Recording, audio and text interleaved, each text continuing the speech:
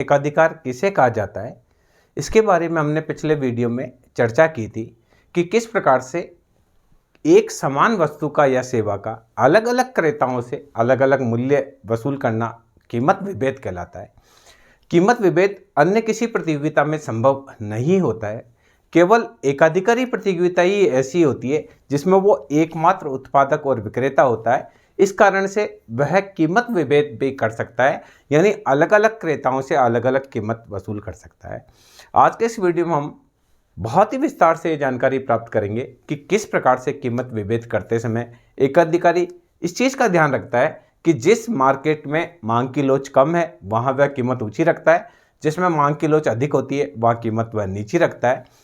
दूसरी चीज़ हम इसका भी डिस्कशन करेंगे कि किस कारण से कीमत विभेद हो जाता है और कीमत विभेद की आवश्यक शर्तें क्या है। सामान्य रूप से कीमत विभेद तभी संभव होता है जब मुख्य रूप से 3 शर्तें हों। पहली चीज, दोनों बाजार अलग अलग हो। अगर समान बाजार होगा तो कीमत विभेद संभव नहीं है। एक ही बाजार में एक जगह चीनी 45 रुपये किलो दी जा रही है, दूसरी जगह चीनी यदि 40 रुपये किलो दी जा रही है, तो जो आदमी 45 रुपये किलो जो विक्रेता बेच रहा है उसकी चीनी नहीं बिकेगी, जो 40 रुपये किलो बेच रहा है उसकी बिकेगी। तो कहने का तात्पर्य, अगर बाजार समान है तो कीमत विभेद होना संभव नहीं है, क्योंकि क्रेता को बाजार की पूरी जानकारी होती है। क्रेता जो रेट कम दे रहा है उससे लेगा। तो सामान्य रूप से कीमत विभेद जब तभी किया जा सकता है जब दोनों बाजार अलग अलग हो। दूसरी चीज, कीमत विभेद की दूसरी प्रमुख शर्त यह है कि दोनों में मांग की लोच अलग अलग हो। यदि समान मांग की लोच होगी तो कीमत विभेद करना संभव नहीं है। मांग की लोच समान होने पर दोनों ही बाजार में कीमत समान ली जाएगी। तीसरी एक और शर्त जो कीमत विभेद के लिए आवश्यक होती है वो ये होती है कि सस्ते बाजार से वस्तु पुनर्बिक्री के लिए महंगे बाजार में नहीं चली जाए, नहीं तो जो कीमत विभेद है वो सारा का सारा असफल हो जाएगा। एक एकाधिकारी 2 बाजारों में कीमत विभेद कर रहा है, एक बाजार में वह सस्ती दे रहा है, दूसरे बाजार में महंगी दे रहा है। अब सस्ती बाजार से क्रेता वस्तु को खरीदता है और वह महंगी बाजार में बेचने लग जाता है, तो महंगे बाजार में एकाधिकारी का जो प्रोडक्ट है वो नहीं बिक पाएगा, क्योंकि सस्ते बाजार से पुनर्बिक्री के लिए महंगी बाजार में वस्तु आ रही है।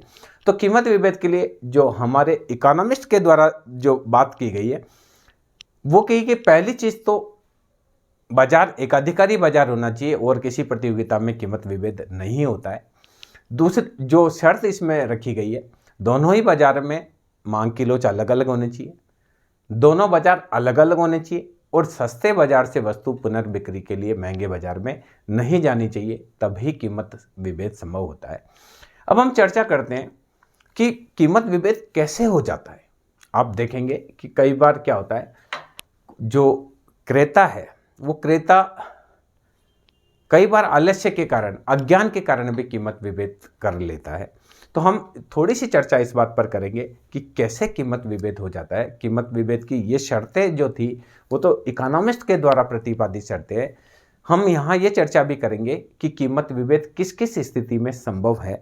पहली चीज़ आप अगर हम देखेंगे तो कीमत विभेद कई बार जो क्रेता है उसके अज्ञान व लापरवाही की वजह से भी कीमत विभेद हो जाता है। कई बार क्रेता को पता होता है कि मेरे पास वाला जो विक्रेता है वो महंगी दे रहा है, थोड़ा मैं दूर जाऊंगा तो सही मिलेगी रेट, पर वो आलस में रहता है कि कौन तो उतना दूर जाए, ठीक है ये महंगा दे रहा है तो भी ले लेते हैं। तो विक्रेता लोग इस चीज़ का फ़ायदा उठाते हैं।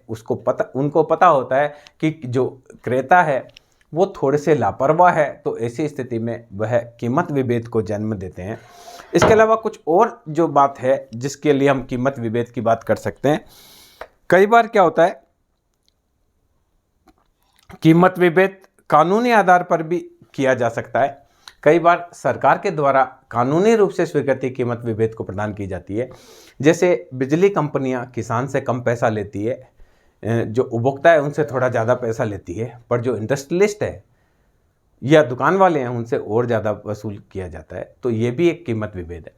कई बार बाजार, देसी बाजार और विदेशी बाजार में भी कीमत विभेद हो जाता है। देसी बाजार में एकाधिकार की स्थिति में होता है तो वहाँ वह कीमत ज़्यादा ले लेता है, पर विदेशी बाजार में जाता है तो उसको और कंपनियां जो होती है वो प्रतियोगी प्रतियोगिता करती है उससे, तो वहाँ पर वह कीमत कम ले लेता है और खुद के बाज़ार में वो एकाधिकारी होने की वजह से मूल्य ज़्यादा ले जाता है।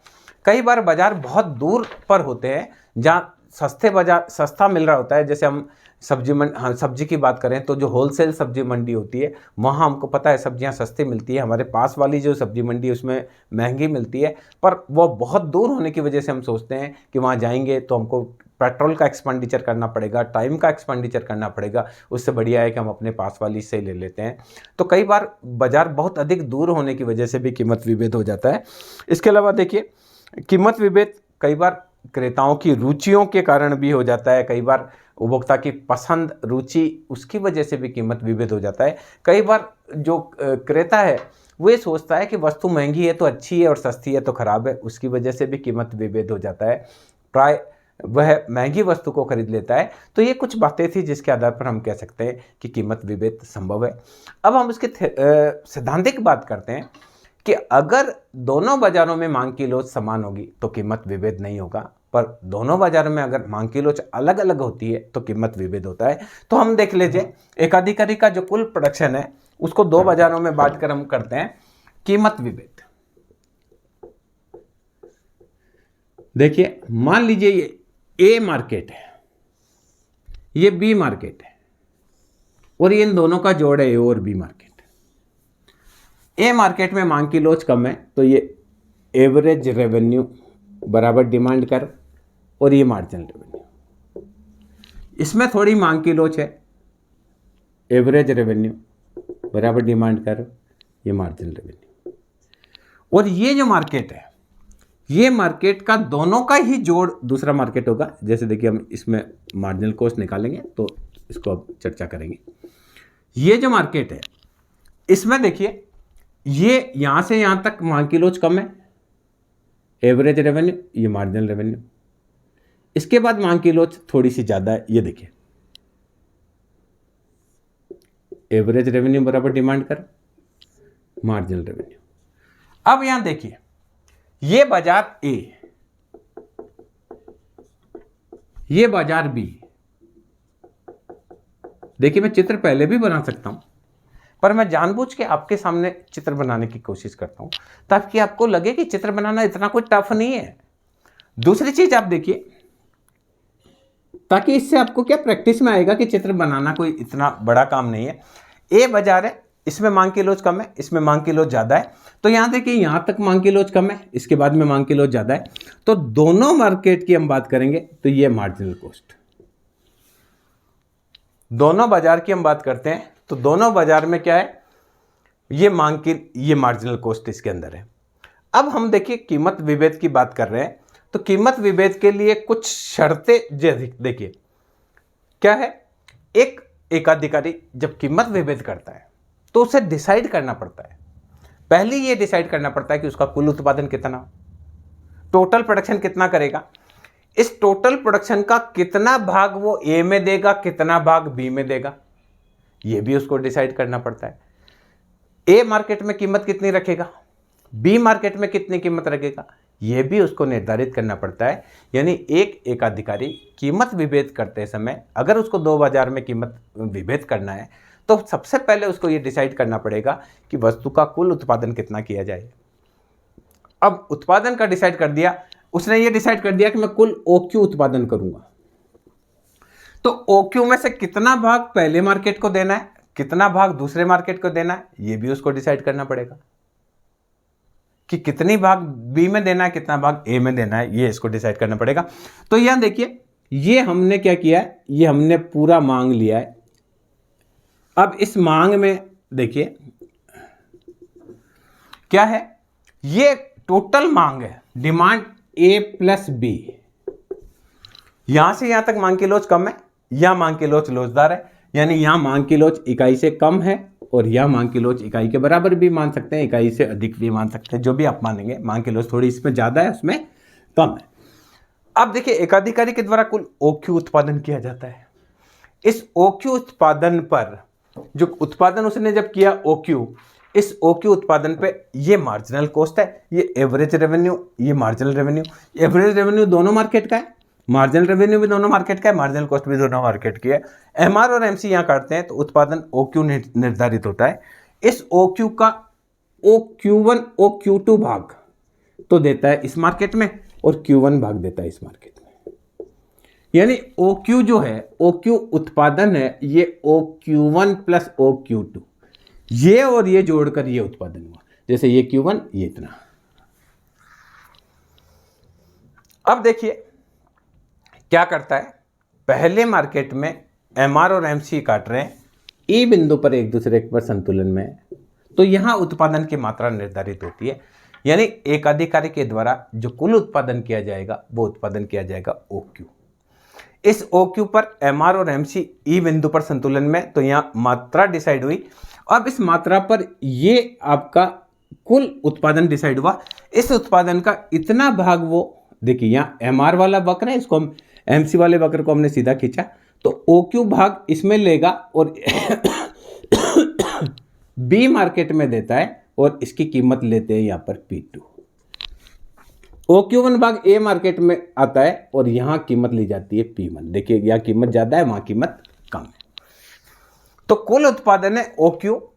इस OQ का Q1 भाग पहले मार्केट में देता है, Q2 भाग दूसरे मार्केट में देता है। अब यहाँ ये जो कर्व है ये मार्जिनल कॉस्ट को बता रहा है। ये कर्व किसको बता रहा है? मार्जिनल कॉस्ट को। तो MR और MC यहाँ काटते हैं, तो यहाँ संतुलन इसका होगा E1 पर और इस मार्केट में संतुलन होगा E2 बिंदु पर। तो पहला मार्केट जिसमें मांग की लोच कम है, इसमें ये OQ1 उत्पादन करेगा और इसको प्रति इकाई जो प्राप्ति हो रही है, प्रति इकाई प्राप्ति हो रही है वो OP1 के बराबर हो रही है और प्रति इकाई इसको P0 P1 का फायदा होता है। तो इस प्रकार से वो क्या करेगा कि पहले मार्केट में OQ1 वस्तु की सप्लाई करेगा और कीमत इसमें P1 रखेगा। चूंकि मांग की लोच इसमें कम है इसलिए वो कीमत ज़्यादा रखता है। दूसरा मार्केट है, दूसरे मार्केट में वो OQ सप्लाई करेगा, यानी पहला ये OQ1 है और यहाँ से लेके यहाँ तक OQ2 है, ये Q2, कुल मिलाकर OQ है। तो कहने का तात्पर्य जो एकाधिकारी है वो कुल उत्पादन जो होता है उस कुल उत्पादन को दोनों ही बाजार में बांट देता है। जिस मार्केट में मांग की लोच कम होती है वहाँ वह कम उत्पादन देता है, जिसमें मांग की लोच ज़्यादा होती है उसमें ज़्यादा उत्पादन देता है। जिसमें वो ज़्यादा उत्पादन सप्लाई करता है वहाँ पर उसको कीमत कम मिलती है और लाभ भी प्रति इकाई कम मिलता है। यहाँ आप देखेंगे तो ये कॉस्ट आ रही है E2 और यहाँ रेवेन्यू मिल रहा है E3, तो यहाँ प्रति इकाई इसको कम लाभ मिल रहा है, यहाँ प्रति इकाई इसको लाभ ज़्यादा मिल रहा है। तो इस प्रकार से विभेदात्मक एकाधिकारी की स्थिति में एकाधिकारी अपने कुल उत्पादन को दोनों अलग अलग बाजार में बांटता है। जिस बाजार में मांग की लोच कम होती है वहाँ वह कीमत ऊंची रखता है, जिस मार्केट में मांग की लोच ज़्यादा होती है वहाँ वह अपेक्षाकृत कीमत कम रखता है। अब स्थिति यह है कि ये क्लियर है कि कीमत विभेद तभी होगा जब दोनों ही बाजारों में मांग की लोच अलग अलग हो। यदि दोनों बाजार में मांग की लोच, ये हम इसको लिखेंगे समान हो, देखिए बाजार A प्लस B, तो ये देखिए इतना टुकड़ा हमने ये इसका लिया और बाकी यहां से इसके नीचे का टुकड़ा लिया। इस प्रकार से विभेदात्मक एकाधिकार में चित्र बनाया जाता है। अब अगर मांग की लोच समान हो तो कीमत विभेद करना संभव नहीं है, इसको हम प्रूव करके बताते हैं। देखिए ये हमने बात करी कीमत विभेद की। अब देखिए अगर यदि दोनों ही बाजार में मांग की लोच बराबर हो तो क्या होगा? देखिए ये बाजार A, मार्जिनल रेवेन्यू इसमें 1 था, इसमें मार्जिनल रेवेन्यू 2 था, यह मार्जिनल रेवेन्यू 1 बराबर है, क्या होगा? हम P1 गुणा 1 माइनस 1/E1, ये मार्जिनल रेवेन्यू 2 बराबर होगा P2 1 माइनस 1/E2। अब देखिए दोनों बाजार में संतुलन है, MR1 बराबर है MR2, तो क्या होगा? P1 1 माइनस 1/E1 बराबर हो जाएगा P2 1 माइनस 1/E2। ये पहले बाजार की मांग की लोच, ये दूसरे बाजार की मांग की लोच। क्योंकि हमने पढ़ा है E बराबर होता है AR/AR माइनस MR, तो E गुणा AR माइनस MR बराबर AR, तो E गुणा AR माइनस MR बराबर AR। तो यहाँ क्या हो जाएगा, E गुणा AR इधर आया, उधर चला गया MR, तो आया AR कॉमन गया तो आया E माइनस 1 बराबर MR।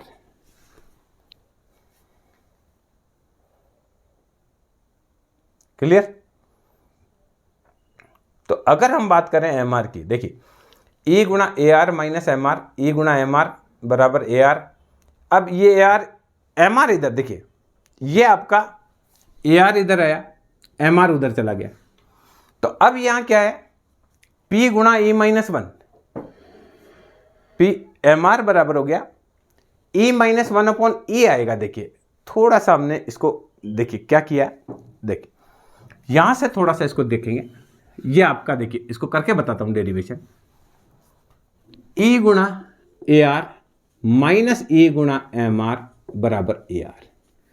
E गुणा AR उधर से माइनस आया, E गुणा MR, तो ये आया AR कॉमन, तो आया E माइनस 1 बराबर E गुणा MR। तो MR बराबर हुआ AR E माइनस 1 बटे E, या MR, इसको हम प्राइस लिखेंगे, ये आया 1 माइनस 1 अपॉन E। देखिए यही मैंने लिया, P1 1 अपॉन 1 माइनस E। तो पहले बाजार में MR1 बराबर प्राइस 1 माइनस 1 अपॉन E1, दूसरा मार्केट MR2 बराबर प्राइस 2 1 माइनस 1 अपॉन E2। अब अगर दोनों ही बाजार में सीमांत उत्पादन सीमांत आगम बराबर है, तो P1 1 माइनस E1 बराबर होगा P2 1 माइनस E2। अगर मांग की लोच बराबर है E1 बराबर E2 बराबर अगर E है मांग की लोच, तो ये हो जाएगा P1 1 माइनस 1 अपॉन E बराबर P2 1 माइनस 1 अपॉन E। इससे ये कट जाएगा, तो P1 बराबर क्या आएगा, P2। इसका मतलब क्या है कि यदि दोनों ही बाजारों में मांग की लोच समान है, तो फिर कीमत समान होगी P1 और P2। इससे ये क्लियर है कि एकाधिकार कीमत विभेद तब ही कर सकता है जब दोनों बाजार में मांग की लोच अलग अलग हो। तो इस वीडियो के माध्यम से आप समझे होंगे कि किस प्रकार से एकाधिकारी बाजार में कीमत विभेद किया जाता है।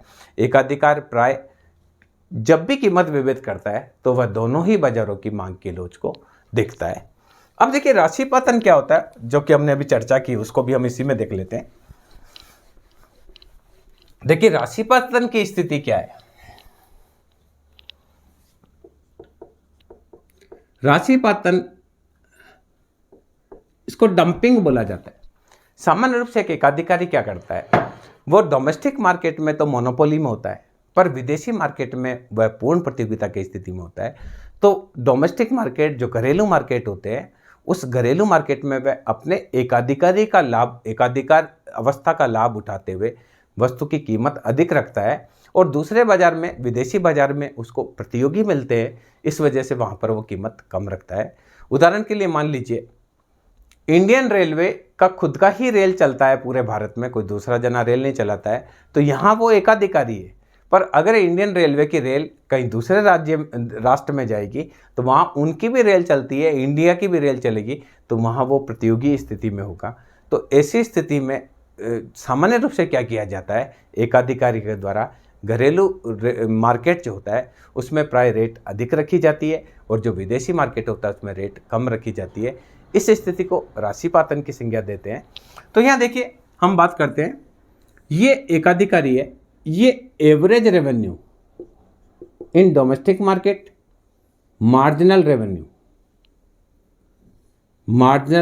इन डोमेस्टिक मार्केट, और ये average revenue in foreign market, marginal revenue in foreign market. ये विदेशी मार्केट की स्थिति है। और एकाधिकारी का ये मार्जिनल कॉस्ट है, एकाधिकारी का ये क्या है, मार्जिनल कॉस्ट है। अब मार्जिनल कॉस्ट में मान लीजिए ये J बिंदु है, ये P1 बिंदु है, ये E1 बिंदु है, ये E2 बिंदु है। अब देखिए पहले जो डिसाइड होता है, MR और MC यहाँ काट रहे हैं, तो ये QD मात्रा तो डोमेस्टिक मार्केट में देता है, और डोमेस्टिक मार्केट में वस्तु की कीमत लेता है PD। विदेशी मार्केट में वह वस्तु बेचता है QC कंपटीशन, और प्राइस लेता है कंपटीशन वाली। तो यहाँ देखिए एकाधिकारी का जो संतुलन है, घरेलू मार्केट में संतुलन ई बिंदु पर होगा, एमआर और एमसी वक्र काटते हैं। तो घरेलू मार्केट में एकाधिकारी के द्वारा जो कीमत रखी जाती है वो कीमत रखी जाती है PD, price in domestic market, और क्वांटिटी जो उत्पादित की जाती है वो क्यूडी उत्पादित की जाती है। यानी जो कुल उत्पादन है उसका वह क्यूडी ओक्यूडी हिस्सा घरेलू मार्केट में सप्लाई करता है और कीमत लेता है पीडी, जबकि ये वाला हिस्सा वह विदेशी मार्केट में सप्लाई करता है। चूंकि विदेशी मार्केट में उसको और भी प्रतियोगियों का सामना करना पड़ता है तो वहाँ वह कीमत नीचे रखता है। विदेशी मार्केट में इसकी कीमत होती है प्राइस, कॉम्पिटिटिव प्राइस पीसी होती है। ये E2 पर संतुलन में होता है जहाँ वह क्यूसी मात्रा यानी क्यूडी क्यूसी मात्रा विदेशों में सप्लाई करता है। इस प्रकार से एक एकाधिकारी घरेलू बाजार में अधिक कीमत वसूल करता है पर विदेशी बाजार में उसको प्रतियोगिता का सामना करना पड़ता है तो वह उसी कम कीमत वसूल करता है। जैसा कि हमको चित्र में लिखा हुआ है कि घरेलू मार्केट में ये ओपीडी कीमत ले रहा है जबकि विदेशी बाजार में ये ओपीसी कीमत ले रहा है। इस प्रकार से एक एकाधिकारी डंपिंग भी कर सकता है, कीमत विभेद भी कर सकता है। तो मैं समझता हूँ इस वीडियो के माध्यम से आप समझ पाए होंगे कि किस प्रकार से एक एकाधिकारी कीमत विभेद करता है। धन्यवाद।